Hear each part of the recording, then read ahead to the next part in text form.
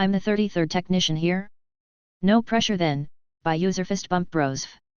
Once again I've enjoyed a few beers and whilst perusing Reddit and reading TFT's awesomeness I felt drawn to regale y'all with another tale from my past. For a few years I worked for a large telecom company in the US who delivered IPTV, internet, and voice over their circuits. It was my bridge from retail to the real IT work I do today, and while I detested climbing poles, attics, and crawling under houses, I rather enjoyed the work. I have the innate skill of following the wire, as with any wired circuit with an issue. No matter what tools you have at your disposal, the real work was chasing it down and knowing where to look and what to look for. I wasn't the top technician by numbers, but I was the guy managers would call out to deal with escalations. This job was one of those. A guy who'd had our service for a few years once again had intermittent issues. My favorite. Unless it went out of service, while I was there was very little I could do besides inspect and test every segment of the wire path I had access to. I told my manager as much. He said to just do the best I could. Fine, whatever, hopefully waving my magic wand works today. I call ahead, do my usual remote tests, of course everything looks perfect right now. Drive down, knock on the door, introduce myself. Tell him my manager sent me out specifically to deal with this problem. The guy laughed. Let me show you how many of y'all have been sent here to do precisely that. He opens a composition book and shows me a list of technician names, IDs, dates, and times. You mind signing in? I honestly laughed in absurdity. Shaking my head, I write my own name, ID, today's date, and the time on my watch. When I'm done I count, and there were 32 other names above mine, dating back over the last 4 years. Sir, unless I'm mistaken, you've had issues with our service ever since you've had it installed. Why the hell are you still with us? Well, I love the service when it works, which is most of the time. I'll never go back to cable. When it doesn't it is annoying, of course. Something is wrong somewhere, and I figure if I keep calling enough eventually someone will figure it out and fix it. My company was never going to recoup the money they've spent trying to fix this customer's service, even if he was subscribed without another call for the next 15 years. Nevertheless, I liked a challenge, so I decided to do my thing. What I found was the most immaculate install I had ever seen. A shielded Cat5e cable was bonded in the customer's network interface device, NID, and run to their modem. All of their TV receivers were connected with perfectly crimped shielded Ethernet cable, as were their desktop PCs. They only had one telephone, a multi-handset cordless base, which was plugged directly into the modem, bypassing any house wiring. Okay, in this case as they had a wireless alarm system that didn't even require a landline phone connection, a new thing back in those days. A beautiful buried shielded drop wire running from their NID to the pedestal in the alley, properly bonded at both ends. The pedestal was also new, with shiny terminals and new splices to the underground cable. I tested everything anyway. It all came back perfect. Well, shit. All I could do was wait for it to screw up. I texted my manager and asked how much time I could have, because it was a perfect install and there was absolutely nothing I could correct. He told me I had the rest of the day. It was 3 p.m., that meant I would be expected to stay until midnight, or until the customer told me to leave. I relayed this to the customer. He laughed and said you can sleep on the couch if you want if this means my shit gets fixed. Shit. Luckily for me, I only had to wait about 3 hours until their service showed a disruption. I snapped to run a loop test, basically a frequency domain reflective, FDR, type test, originating from our equipment. I had run the same test before to determine the electrical length of their loop, also to look for bad connections along the way. It was perfectly flat all the way to their house. I ran it again, and found what showed up as a bridge tap roughly 400 feet away from their house. Bingo! Intermittent located. Downside was, it was in the cable in the ground somewhere, and per the union contract that meant no touchy for me. I called my manager. No answer. It was after 6. Called the on-duty manager. There aren't any cable techs working this late. You'd have to put in a ticket for tomorrow. Of course tomorrow it'll be fine, I won't be able to convince the tech to measure and locate what I captured, and the job will get closed out no trouble found, which is a death sentence for us techs who dared to call them out in the first place. Well fuck that, I'm going to find it myself. I tell the customer what I learned, and that I was going to walk down the cable line and see if I can locate the trouble spot. Hey, I have one of those rolling wheels that measures distance, would that help you? Fuck yeah it would. I didn't have access, though I did get it later, to the program that showed cable maps, but I knew roughly where the cable went and it's easy enough to put a tone generator on the cable and trace it manually. He went to dig it out of his garage, while I drove to the other end of the cable to disconnect it from the access multiplexer. I went back, got my wheel on a stick, put a tone generator on the end of his drop wire, and I started walking from the side of his house, to the alley, and then down to a street. Once I was approaching 400 feet I came to a large pedestal on a corner of two streets. This seemed like the likely location for the trouble. I popped open the pedestal cover, and uncovered the worst rat's nest of wire I had seen to date in my career. Had to have been 250 pairs erupting in a tangled mess, insulation cracked and bare wire showing everywhere. Christ, no wonder this guy had trouble, probably everyone with service running through here had trouble. However, I'm only here to fix one pair, so I dive in with my toner wand looking for the chimes of my tone generator.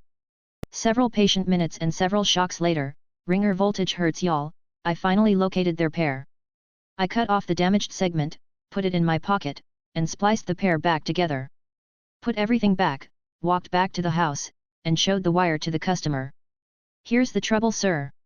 It was intermittently making contact with other wires. He grinned and said, I hope you'll understand if I say I'll see it when I believe it. I grinned back and said I wouldn't have it any other way. Here's my number, call me if it happens again. Drove back to the box, hooked his wires back up, got my tone generator back, hooked his end back up, did my end of job tests, and got the hell out of there. I kept those wires as a trophy at my little desk at work. No one gave me any shit about it. I kept tabs on that account while I still worked there, looking at his line history every now and then, and he didn't have a single outage after that day. No phone calls. Victory was mine, we had a happy customer to boot, and I went to work to get access to the aforementioned cable maps that would make future jobs easier to work, should I find myself left hanging out to dry again. Hold this, by user LeftShoe. Few years ago, I was cleaning out storage room looking for old electronics to donate. Out storage room which looks like smaller version of warehouse form Raiders of the Lost Ark. Digging through old electronics I found 21 CRT monitor. That thing is size of small refrigerator. I lifted it to my shoulder and started to carry it back to my IT office. The damn thing was really heavy.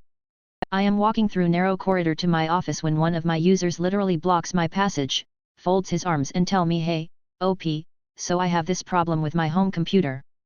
There is a pop-up with ads showing up once a while in the right bottom corner of me screen and I can't get rid of it. I am standing there in disbelief, looking like the Atlas holding the earth, thinking if chiropractor's services are covered in my health plan. He continues, so what you think will cause this? I lifted the monitor, told him hold this and handed him the monitor.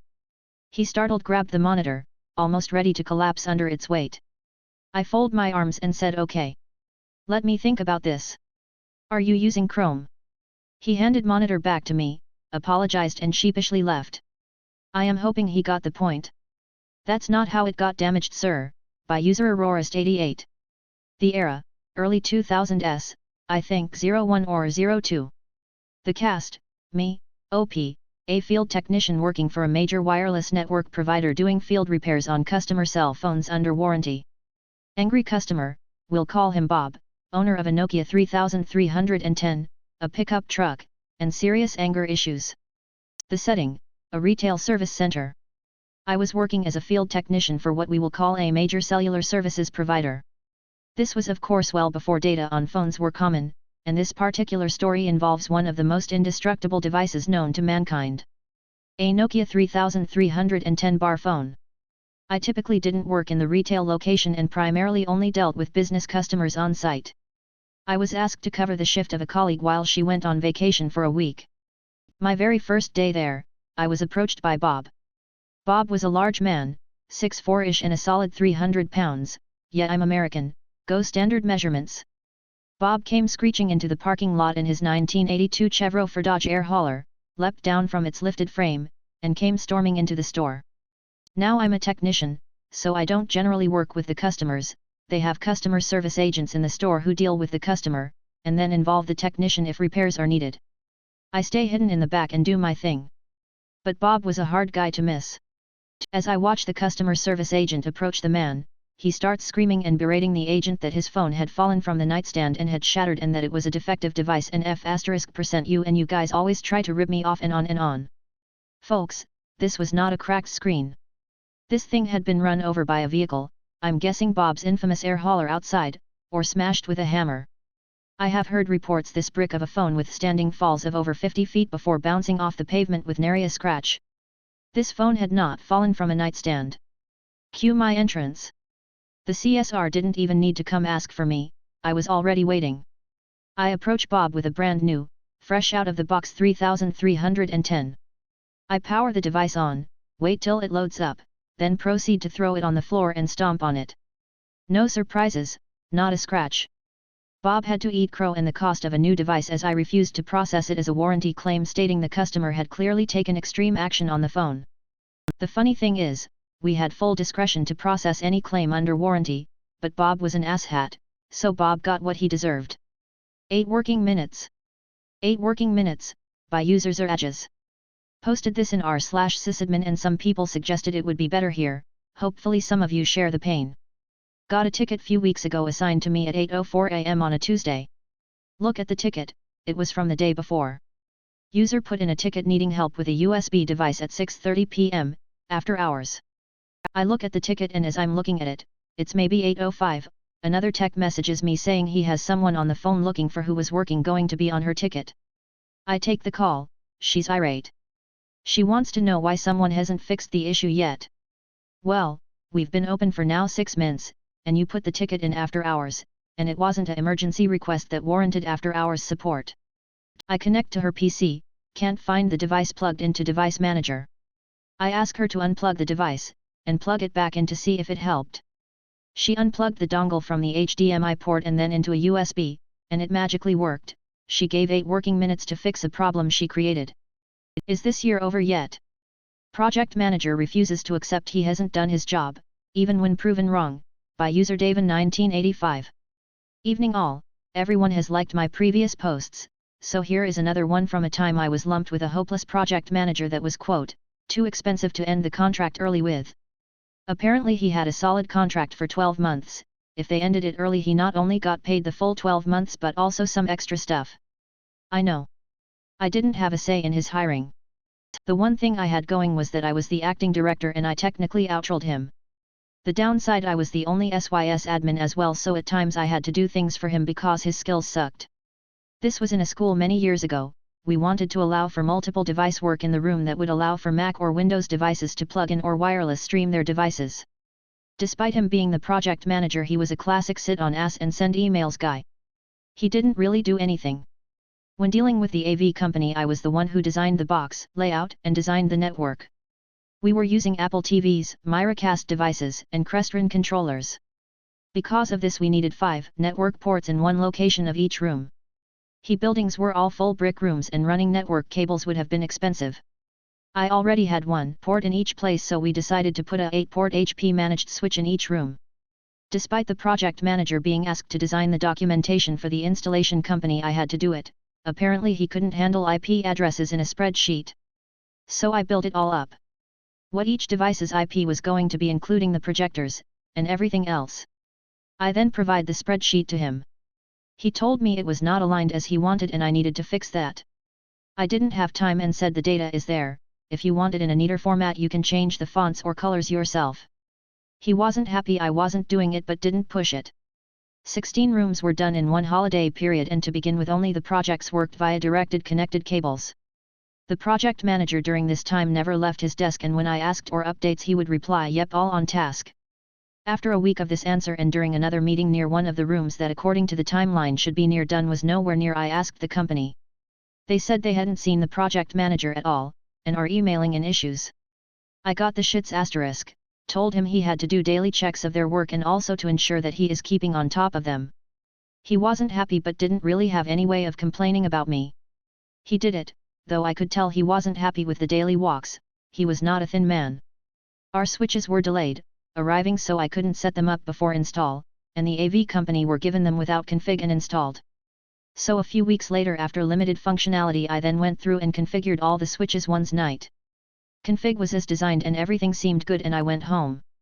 The next day I came to work and was met with angry staff from the 16 rooms that had nothing working. I apologized and jumped right onto it. I found the issues in minutes, and apologies for not testing more and would have them working ASAP. I jumped into one room and checked the settings.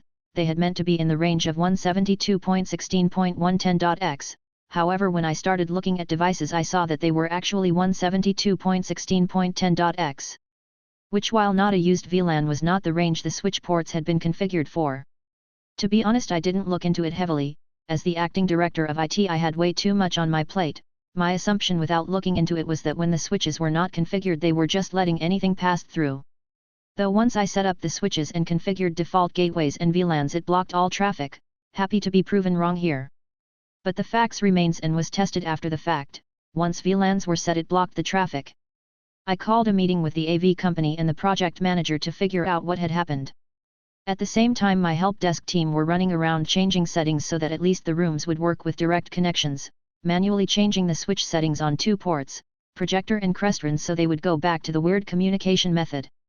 In the meeting with the AV company and the PM, I asked why the right details hadn't been set and the AV company was unsure as they had followed the very formatted Excel list and had done what was asked. I checked their printout and it was not what I had sent him. The PM said it was what I had sent, but in a more readable format as I had just sent a plain table. I got my list and the PM/AV company's list and the PM had changed it from what I had sent. The IP change had happened by the PM. He tried to blame my spreadsheet not being in the format he wanted and I should have done it. I apologized to the AV company and asked them to please fix it and bill me the time difference. The AV company said that is fine, but asked if they could get my version of the spreadsheet since it was easier to read and understand. I organized a meeting with the executive and PM and we went over the issue. At first the PM tried to have a go at me stating my actions in the meeting have ruined any chances of him getting future work from that AV company. I said I am sorry I pointed out his mistake. One of the executive laughed and he got cranky. The full weight of the issue was placed on him and not me, of course, and he was told that they were lucky they couldn't do it but they wanted to charge him the additional hours to fix the mistake. Thankfully a couple of months later his contract ended. He did ask if it would get renewed and I said no way in hell. My advice was that we didn't need a PM, that money would be better spent on teachers. He wasn't happy. The executive even saw my stance and didn't even ask me to farewell him. Thanks for reading, sorry it was so long and cut off midway.